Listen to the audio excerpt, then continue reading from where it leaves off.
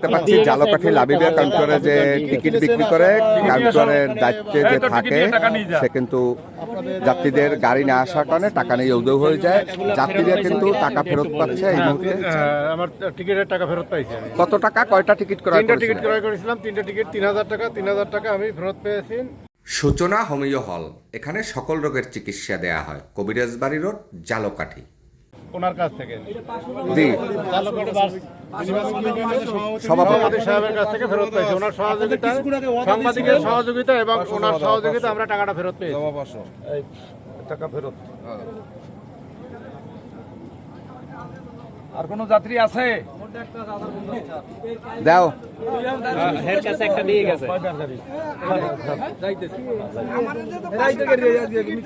কার আমনে? হ্যাঁ হ্যাঁ ওস্তাদ আমার তো 500 টাকা আছে টিকিটই দেন আমার শালে রাইতে 50 টাকা হালা বড় সাত তোর কথা দেবে না এই উনাদের যাত্রী লাগি নালে তো তুমি আছো।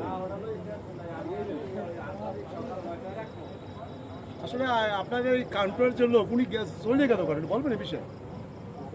তার নাকি শারীরিক অসুস্থ না জ্বর।